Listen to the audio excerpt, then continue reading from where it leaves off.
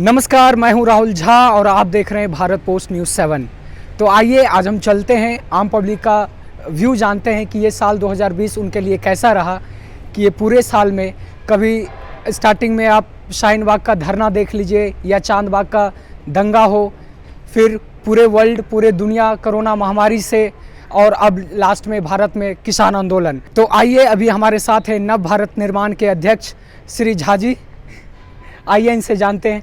Sir, ये 2020 कैसा रहा आपके लिए? देखिए, 2020 मिला जुला के ठीक रहा, क्योंकि ये समय ही दुर्गम काल था, सबके लिए था, पूरा देश के लिए था, पूरा विश्व के लिए था। ये समय काटना सबके लिए मुश्किल था, लेकिन फिर भी हमारे देशवासी एकजुट होकर सारा समय बिता लिए। आज साल का लास्ट दिन है, मिला जुला के ये साल सबके लिए ठीक भी रहा और ख़राब भी रहा। ये साल इतना बेकार साल गया, इसके बारे में सोचना दुर्लभ है। एक तो हमारे जनता को इतना परेशानी बढ़ा, क्योंकि डॉक्टर की कमी, मेडिकल की कमी, पुलिस की कमी, प्रशासन की कमी, मतलब कोई भी चीज़ में सरकार हमारे साथ नहीं दे पाया। कोई भी सरकार, कोई भी स्टेट सरकार हो या राज्य का सरकार हो, केंद्र का सरकार हो, जबकि मोदी जी खुद चाहते थे ये महामारी से सही से निपटे, लेकिन वो भी सक्षम नहीं रहे इसमें। इसलिए सक्षम नहीं रहे क्योंकि एक अकेले मोदी नहीं कर पाएंगे। पूरे देश अगर एकजुट होकर कोई काम करता है तब सही चलता है, लेकिन हमारे देश में एकजुटता नहीं है। आज यही शाहीन बाग लो, चांद बाग लो, ये भी कोई मुद्दा नहीं था, ये कोई मुद्दा नहीं है। इस मुद्दा को बनाया जाता है, और हमारे यहाँ का जितना भी नेता है सब भ्रष्ट है। आप अभी जो चल रहा है जन किसान आंदोलन जो चल रहा है, उसको लेके आप क्या कहना चाहेंगे? देखिए, किसान आंदोलन एक आंदोलन है, ये सोची समझी आंदोलन है, और ये आंदोलन को सिर्फ किसान में सीमित होना चाहिए। जबकि किसान सीमित रहेगा ना तो आंदोलन सही रहेगा, लेकिन इस आंदोलन को किसान आंदोलन नहीं माना जाएगा। इसलिए नहीं माना जाएगा, कभी केजरीवाल जाते हैं वहाँ 2 लाख खर्च कर देते हैं, कभी पंजाब सरकार कर देते, कभी दिल्ली सरकार कर देते। ये जितना भी भ्रष्ट नेता है सब मिलकर इस आंदोलन को आगे बढ़ा रहे हैं और धक्का दे रहे हैं। ये धक्का से मुक्ति होने के लिए पूरे देशवासियों को ये ज़रूर सोचना चाहिए एक बार, जो नेता क्या चीज़ है, ये कितना गंध होता है इसके अंदर, ये आप लोग को सोचना मुश्किल है। और यही कारण है जो हमारे देश के आज नौजवान, हमारे देश के सारे नौजवान भूखे मर रहे हैं। क्यों भूखे मर रहे हैं आपको पता है? इसलिए मर रहे हैं जो ये 5% नेता सिर्फ हमारे देश पर राज करता है और 95% को बेवकूफ़ बना रहा है, 100% बेवकूफ़ बना रहा है।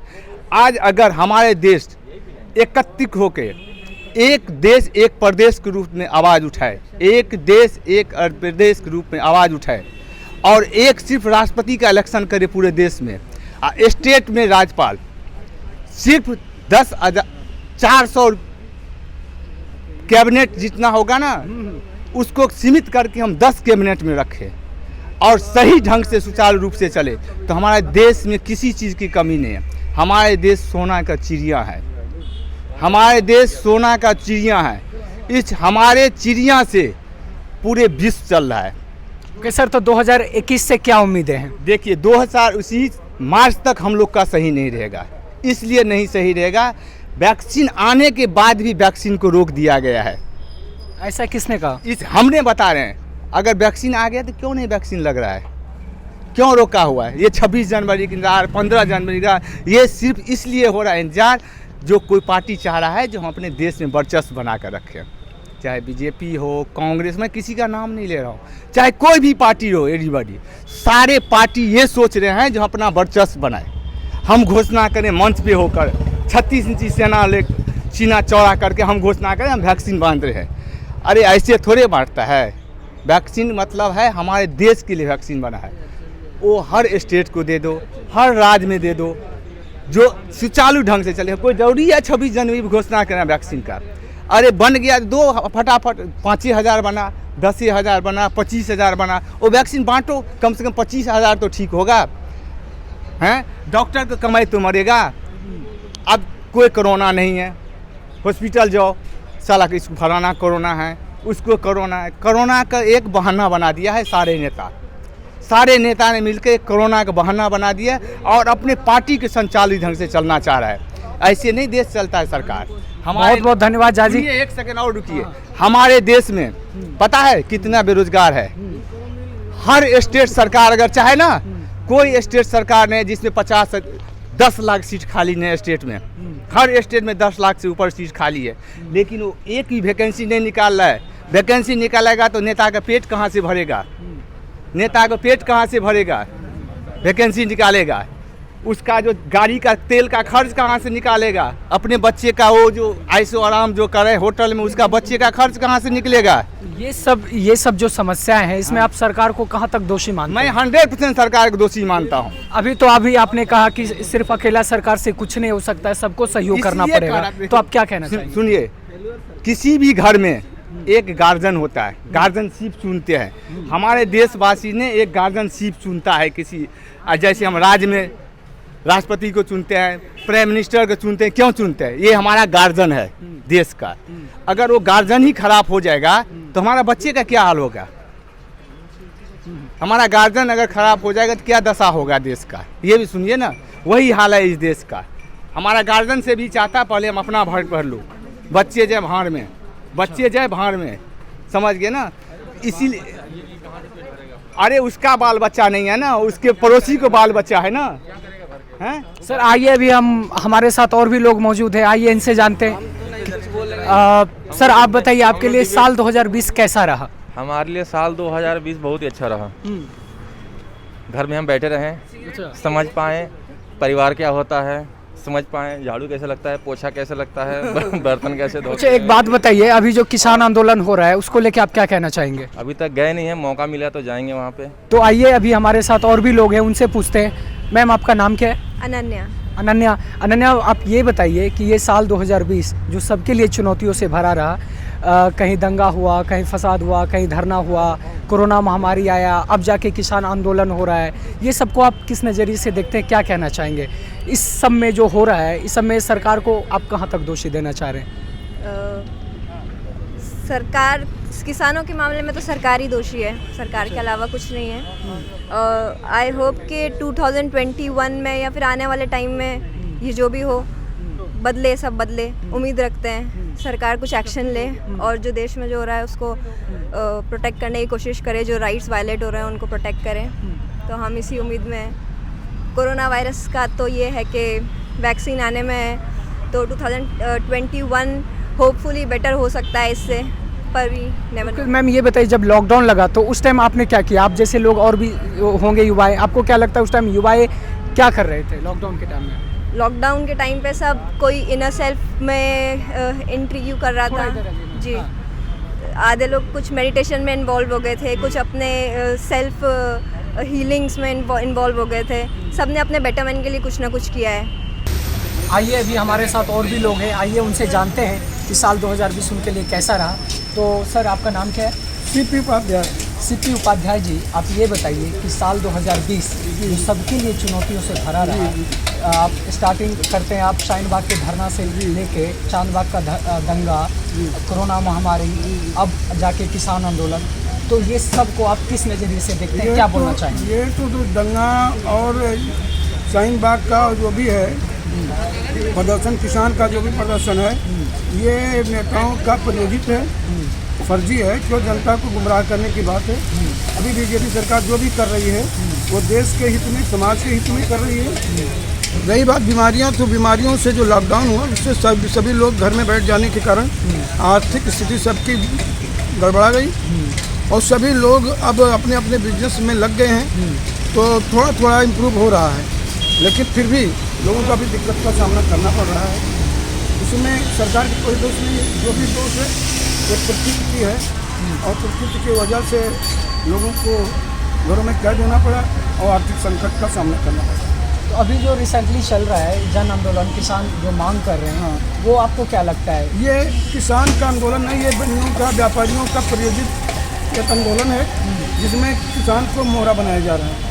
ओके सर, तो सर 2021 से आपको क्या उम्मीद है? 2021 में जैसे कोरोना का वैक्सीन आने वाला था और भी चीज़ें हैं, तो आप इनको किस नज़रिए से देखते हैं, क्या उम्मीदें हैं 2021? देखो, हम गॉड को सर्वोपरि समझते हैं और मुझे उम्मीद है कि 2021 बेहतर होगा, क्योंकि अगर मार्केट और फैक्ट्री वगैरह अगर डिस्टर्ब नहीं होगी, अगर काम चलता रहा तो अच्छी देर पट्टी पर आने लगेगा। अभी फिलहाल सरकार के हिसाब से तो ऐसा लग रहा है कि दोबारा लॉकडाउन नहीं होगा। अगर लॉकडाउन नहीं होता सभी लोग कमाएंगे, खाएंगे, समान तरीके से जीवन फिर चलने लगेगा। तो आइए अभी हमारे साथ और भी लोग हैं, उनसे पूछते हैं। सर आप ये बताइए, ये 2020 आपके लिए कैसा रहा? अभी शाहीन बाग का दंगा हो या चांद बाग का दंगा, शाहीन बाग का धरना हो या चांद बाग का दंगा हो, कोरोना महामारी आया, उसके बाद अब जाके किसान आंदोलन हो रहा है, तो ये सब का जो चीज़ें हुई है, ये आप लोग पे कितना असर पड़ा है? किस नज़रिए से देखते हैं इसको? थोड़ा मास्क नीचे करके बोलिए सर। पूरा परेशान रहे सब 2020 में, कोई काम ही नहीं, धंधा नहीं मिला, काम धंधे सारे खत्म हो गए। और मतलब ये महामारी क्या आई, मतलब सबका काम खत्म है पूरा। आइए और हमारे साथ और भी युवाएं हैं, उनसे पूछते हैं कि सर आपके लिए 2020 कैसा रहा है? ये 2020 स्टार्टिंग से लेके अभी तक, दिसंबर तक, लास्ट तक मतलब कुछ ना कुछ होता ही रहा है, कभी दंगा, कभी फसाद, कभी धरना, आज किसान आंदोलन, कोरोना महामारी, ये सब को आप कैसे देखते हैं?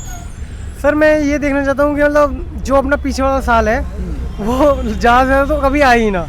अभी जो साल बीत रहा है, अभी जो बीता है वो सबके लिए इतना क्रिटिकल रहा है कि कुछ उसकी सिचुएशन का वो तोड़ ही नहीं है। तो जब लॉकडाउन लगा था हमारे देश में, उस टाइम आप लोग क्या कर रहे थे? आपके जैसे युवाएं क्या कर रहे थे? उस टाइम ये लग रहा था जनरली कि मतलब क्या अपने घर में ही खुद कैद हो गए हैं, और जैसे कि लोगों ने मतलब जितना बचाया वो सारा गवा दिया, और जैसे कि गरीबों का मतलब वो छिन गया, काम छिन गया, ये वाहन बंद हो गए, ऑटो बंद हो गए, मतलब गरीबों का मतलब पूरा हो गया। तो आइए अभी हमारे साथ और भी लोग हैं, उनसे पूछते हैं। सर आप ये बताइए कि 2020 आपके लिए कैसा रहा? ये इतने 2020 में इतनी सारी समस्याएं आए, चुनौतियां आए, कहीं दंगा हुआ, कहीं फसाद हुआ, कोरोना महामारी आ गया, जन आंदोलन, किसान का आंदोलन हो रहा है, क्या कहना चाहेंगे sir? Let me introduce myself. My name is Manu Kumar Singh. By profession I am a tax consultant. मैं आपसे ये कहना चाहूँगा सर, 2020 से नहीं 2014 से शुरू करते हैं। हाँ।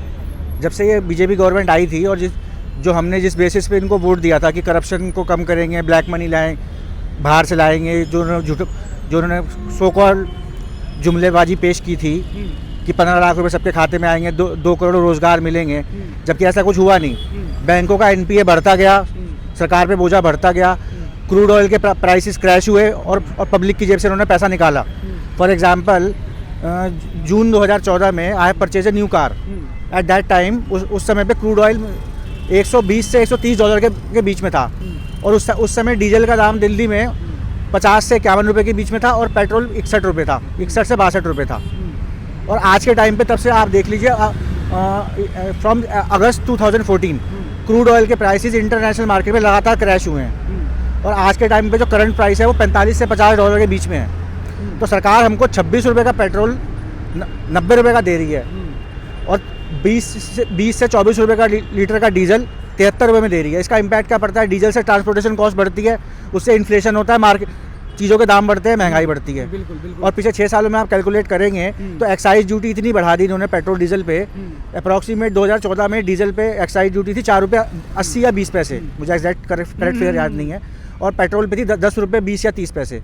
आज के टाइम पे डीजल पे एक्साइज ड्यूटी है 32 रुपये 80 पैसे, और पेट्रोल पे 33 रुपये समथिंग कुछ पैसा है। तो कोई सर, ये तो पॉलिटिक्स की बातें हो गई, मैं 2020 की बात कर रहा हूँ कि 2020 को आप किस नज़रिए से देखते हैं? इतना जो आंदोलन आ रहा हूँ ना, उसके लिए पिछले कंटेस्ट में मुझे जाना पड़ेगा ना, वो सारी चीज़ें आपस में कोरिलेट तो करनी पड़ेगी ना। तो आप इसका इम्पैक्ट ये हुआ कि पिछले 6 सालों में पब्लिक की जेब से इन्होंने 18 लाख करोड़ रुपया निकाला। सपोज करो एक आदमी की रनिंग कॉस्ट 3,000 रुपये मंथली थी, तो वो डबल होकर 6 या 7 हज़ार हो गई। तो अगर वो उसकी ट्रैवलिंग में कॉस्ट डबल नहीं होती तो वो कहीं सेविंग करता, कहीं इन्वेस्टमेंट करता, उससे इकोनॉमिकल ग्रोथ होती। Understand my point? और ऐसा ही इन्होंने बाकी पॉलिटिकल फ्रंट्स पे भी किया, जैसे like communalism and divide and rule, class conflicts like Hindu Muslim, all this things, Delhi rights. तो इस सब में आप सरकार को कितना दोषी पाते हैं? सर प्रोपेगेंडा तो इन्हीं का है ना, प्लस जो गोदी मीडिया है साथ में, जो इन्हीं का एजेंडा चलाता है हमेशा। फॉर एग्जांपल नाम ले सकता हूँ ना, समझ रहा हूँ, जिनको फार्मर बाइकआउट भी करे, for example like Republic Arnab Goswami, Zee News Sudhir Chaudhary, Deepak Chaurasia, News Nation. Only I think NDTV and News 24 are channels who are doing honest reporting. बिल्कुल सर। और बेसिकली जहाँ तक फार्मर प्रोटेस्ट का सवाल है, जो गवर्नमेंट एंड मीडिया प्रोपेगेंडा कर रही है कि किसानों को भरमाया गया है और ये सब किया गया है, और कुछ पॉलिटिकल पार्टीज इनको से ही मोटिवेटेड है ये प्रोटेस्ट, जबकि मैंने खुद ये तीनों बिल पढ़े हैं, मैं आपके सामने दिखा सकता हूँ आपको।